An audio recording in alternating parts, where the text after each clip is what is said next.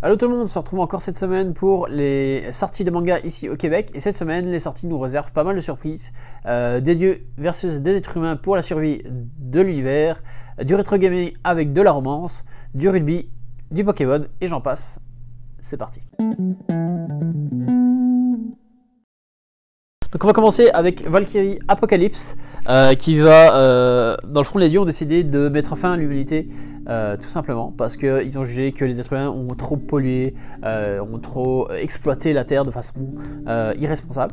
Donc ils décident de lancer l'apocalypse tout simplement. Donc, les Valkyries, un tierce parti entre les êtres humains et les dieux, vont lancer un défi aux dieux donc de créer un tournoi afin de savoir si les êtres humains méritent vraiment cette apocalypse tout simplement. Donc du côté des dieux, on va retrouver vraiment tous les dieux de pas mal de mythologies. On parle de Zeus, on parle de Odin, on parle de Thor, on parle de Shiva, on parle de Belzébuth.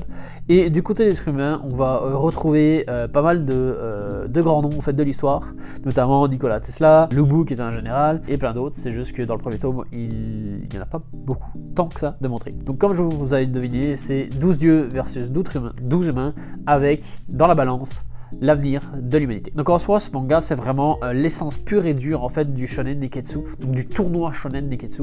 On pouvait vraiment pas trouver mieux. C'est vraiment un tournoi de A à Z comme on les aime, comme on les adore. Le manga a vraiment été très bien accueilli au niveau du Japon, puisqu'il fait partie du top des meilleures ventes en fait de manga de l'année 2019 au Japon.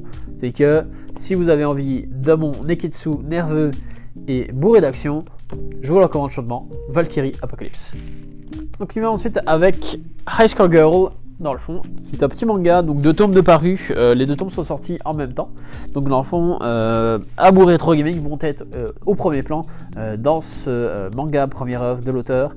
Donc ce manga nous replonge vraiment dans les années 90, à l'époque des bornes d'arcade. On va suivre en fait notre héros qui a vraiment une seule passion dans la vie, c'est vraiment les jeux vidéo. Fait que dès le moment où il est en temps libre, il file à la salle arcade, puis il fait juste jouer toute la journée. Jusqu'au moment où il va rencontrer Akira, dans le fond, qui est une jeune demoiselle qui va lui mettre des bâtons dans les roues concernant sa réputation de gamer en fait. Donc dans le fond, qui va s'avérer un adversaire redoutable. Alors j'ai vraiment beaucoup aimé le côté rétro gaming, puis association avec les bornes d'arcade. Je pense que c'est un sujet qui est vraiment pas tant abordé dans le manga, donc c'est assez inédit pour le coup. Pour le manga, ça fait vraiment des gros clins d'œil, notamment aux combinaisons de touches en fait. Je sais pas si on le voit bien sur le rendu ici, mais ici tout simplement en fait on a des combinaisons de comme haut, bas, gauche, droite, qui me rappellent vraiment beaucoup les combinaisons de coups en fait de Street Fighter tout simplement.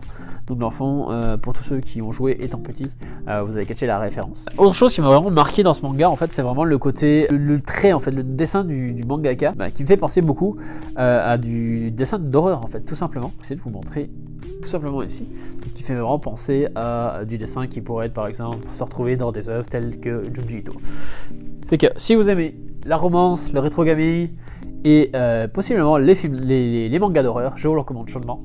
Donc c'était High Score Girl, 2 tomes parus ici au Québec, les 2 sont disponibles dès aujourd'hui. Donc on y va ensuite avec Full Drum. Donc pas mal la meilleure lecture que j'ai faite cette semaine. Donc c'est un manga sur le rugby, donc précisément sur le sport, donc pas le football américain, mais vraiment le rugby, le sport européen.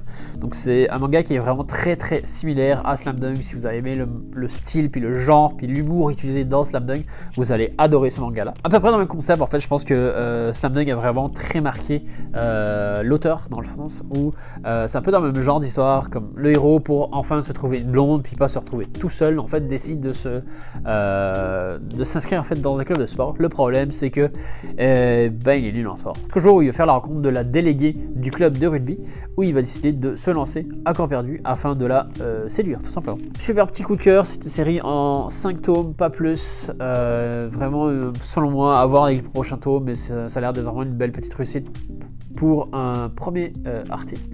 Donc il y a aussi des petits côtés d'Inimaru Sumo en fait qu'on peut voir justement avec ce genre de dessin qui est assez très beau en fait pour un premier manga. Donc c'est vraiment, ça se traîne vraiment dans la vibe de Inimaru Sumo, Aishin 21 ou Slam Dunk. Si vous avez aimé ces mangas de sport, je vous le recommande très chaudement. C'est une bonne lecture, c'est probablement un manga qui va finir dans ma bibliothèque personnelle. Donc c'était Full Drum, un manga au goût de rugby. Ensuite de ça, on va se retrouver avec 2 livres de Pokémon, donc ici présents. Nous dans le fond, 2 livres qui vont aborder, donc le premier qui va aborder le dernier film, dans le fond, le pouvoir est en nous, et la suite en fait des histoires, des aventures Pokémon qu'on a l'habitude d'avoir. Donc on va commencer avec Horizon, ici présent. C'est un manga qui est écrit par l'auteur de Pokémon, donc c'est exactement lui qui est au scénario que les anciens, donc les versions La Grande Aventure, Ruby Saphir, etc. et j'en passe, il y en a tellement. Et on va retrouver au dessin l'auteur de Inazuma Eleven, donc pas l'ancienne version, pas le vieux manga, mais la réédition en fait de l'œuvre, puis le remasterisation, si on peut dire la remasterisation de la licence, tout simplement. Donc dans ce Pokémon, on va vraiment retrouver une nouvelle aventure Pokémon comme il en est question dans les précédentes. C'est juste qu'on va tout se base sur la dégénération en cours, donc avant la sortie de Pokémon épée et bouclier. Donc dans le fond, on se retrouve dans la région de Aloha, tout simplement, donc région tropicale qui fait suite en fait au jeu, tout simplement. Enfin, qui fait pas suite, mais qui se base en fait sur les jeux. Donc c'est vraiment l'histoire du jeu comme ses prédécesseurs, donc ses grands frères, Pokémon avec l'aventure qui est l'adaptation des premières cartouches. Donc dans ce manga-là, en fait, on va se retrouver avec la nouvelle génération de Pokémon, donc la dernière avant les 2 prochains jeux Pokémon qui vont sortir, donc épée et bouclier. Donc tout se passe sur Aloha. Donc on va suivre dans le fond notre ami qui fait la rencontre de Robocop dans le fond, qui est ce petit chien là, donc un Pokémon qui est doté d'une pierre assez mystérieuse. Donc en soi, le manga va suivre la trame principale vraiment des jeux, va se retrouver pas mal comme ses confrères en fait, comme les séries avant. Ça va vraiment se fier aux versions jeux vidéo finalement. Donc on va suivre vraiment les nouvelles aventures, plusieurs périples, les dangers qui vont se mettre devant eux, notamment la nouvelle Team Rocket, donc appelée la Team King. Vraiment basé sur les jeux vidéo, fait que si vous voulez en savoir plus, lire plus au niveau de l'histoire, que vous avez joué au jeu, je vous le conseille sûrement, c'est très très bonne lecture et qui n'a rien à envier à ses prédécesseurs. Donc dans la foulée, on y va avec celui-là aussi, qui va tout simplement de l'adaptation du dernier film Pokémon, le pouvoir est en nous. On va suivre Ash, Satoshi ou Sacha, dépendamment de quelle version vous êtes habitué de le connaître. Donc c'est un one shot, donc vraiment juste cet homme basé sur le dernier film, donc le 21e film de Pokémon, où on va découvrir les origines de Zeraora, le nouveau Pokémon légendaire. Donc c'était les 2 sorties Pokémon. Si vous êtes dans un mood Pokémon avec les sorties des prochains jeux bouclier et épée, je vous les conseille, ils sont super cool à lire. Étant fan moi-même de Pokémon, bonne lecture. On y va avec une touche un peu plus cute, un peu plus mignonne, où on va suivre dans le fond ce manga, donc Quand Takagi me taquine, qui est une histoire très cute, très mignonne, où on va suivre Nishikata et Takagi. Nishikata étant un garçon très réservé, très timide, il n'ose pas dans le fond s'imposer au reste du monde, il est très renfermé sur lui-même, jusqu'au jour où il va faire la rencontre de Takagi en fait, qui va essayer de le faire sortir un peu de ce renfermement sur lui-même, et qui va être tout l'opposé en fait de notre héros, tout simplement. Donc elle, mademoiselle, va vraiment plus être va vraiment plus aller vers les autres, vraiment va se faire remarquer, va faire des farces. Donc le problème, c'est que Nishikata, notre héros, va très vite se retrouver pris en fait dans les aventures de Takagi. Donc c'est vraiment 2 caractères en fait très opposés, qui mis ensemble vont devenir très explosifs, qui dans le fond, petit à petit en fait, Takagi va taquiner notre héros, puis petit à petit il va y avoir de la romance, de l'attachement, probablement des sentiments qui vont se développer. C'est édité chez Nobinobi, mais honnêtement, d'après ce que j'ai lu, je l'aurais clairement classé soit tout simplement en shonen, fait que c'est vraiment une thématique un peu shonen, très cute, très mignon, voire probablement un petit shoujo. À voir avec la suite pour voir si c'est à rester dans l'écho de mots.